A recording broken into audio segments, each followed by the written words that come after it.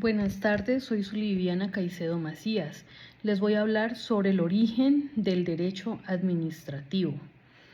Para empezar, debo indicar que el derecho administrativo surge a medida que el Estado evoluciona, a medida que la administración pública evoluciona. Y para ello es necesario remitirse al derecho romano. Siempre que se habla de derecho, debemos adentrarnos en el derecho romano porque de allá surgen las bases de lo que hoy conocemos como el sistema jurídico, básicamente. Es allá en el derecho romano donde se hablan de los principios de la administración pública romana. Allá se diferencia entre la administración central y la administración local. Esto, sin lugar a dudas, fundamenta el derecho administrativo. Igualmente, allá se empieza a hablar de la figura de magistrado, se empieza a hablar de la jurisprudencia, es decir, allá empieza a evolucionar el derecho administrativo. Después de abordar el derecho romano, también podemos referirnos al derecho canónico. En la Edad Media juega un papel importante el derecho eclesiástico, ¿sí? O la administración eclesiástica, porque esas normas y esos preceptos o esos principios canónicos fundamentan como tal la organización al interior del derecho administrativo. Entonces, esto genera una gran influencia, ese derecho canónico, en el derecho administrativo. También podemos referirnos, ¿por qué no?, al absolutismo y el Estado moderno. Con el absolutismo surge la necesidad de regular la administración pública, porque en ese absolutismo tenemos a una persona que ejerce todas las funciones en una. Entonces se hace necesario que se establezcan unos límites, y es precisamente en este periodo del absolutismo que se logra diferenciar el derecho público del derecho privado. Hablar de los antecedentes del derecho administrativo antes de la Constitución Política de 1886 nos lleva a adentrarnos al mismo derecho de las Indias, que fue el que rigió cuando llegaron los españoles a América. Los españoles tuvieron obviamente que ampararse en unas normas que ellos mismos estructuraron para poder lograr que hubiese una armonía, si podemos así decirlo, en la convivencia en ese momento entre españoles y la comunidad indígena que había en esa época. Pero yendo a hechos un poco más actuales y que efectivamente fundamentaron la Constitución Política de 1886 y el derecho administrativo, obviamente. El primero de ellos es referir la Revolución Francesa, la cual surge en 1789 bajo los ideales de libertad, igualdad y fraternidad. ¿Y por qué surge? Porque el mundo estaba cansado, Francia estaba cansada de un gobierno absolutista, ¿sí? Del gobierno que solamente veía en una persona quien gobernara. Entonces, frente a esto, se gesta una revolución y se busca que se dé un actuar amparado en la administración pública, unas normas donde protejan efectivamente al ciudadano, ¿ya? Con ellos surge la Revolución Francesa y el Estado de Derecho, donde ya se ve al individuo como un sujeto de derechos, cosa que anteriormente no ocurría porque quien importaba era el monarca y que él podía ejercer su mandato sin importar si se extralimitara.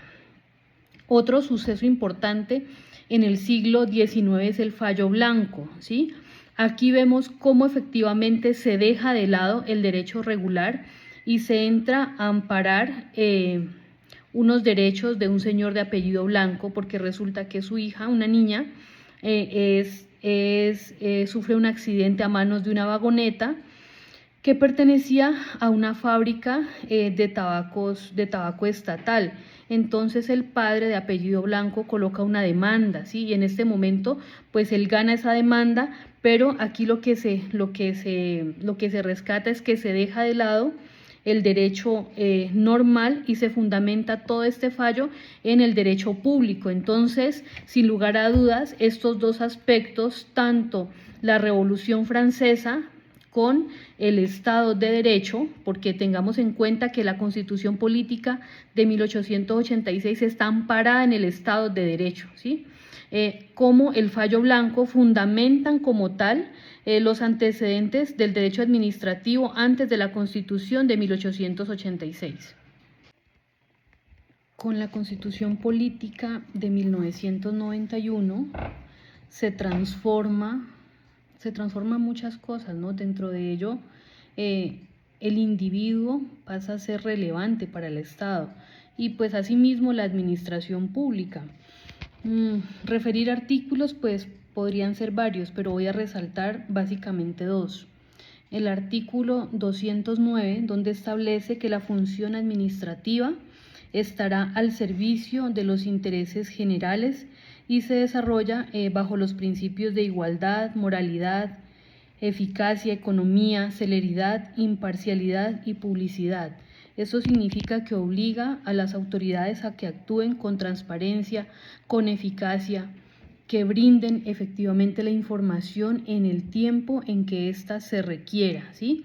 Pues está muy ligada también al artículo 23 de la Constitución Política, que fundamenta el derecho de petición, lo que significa que los ciudadanos pueden presentar solicitudes respetuosas a la administración pública y ésta pues tendrá un término para responder y debe responder de fondo, so pena de poder recurrir a la acción de tutela, básicamente.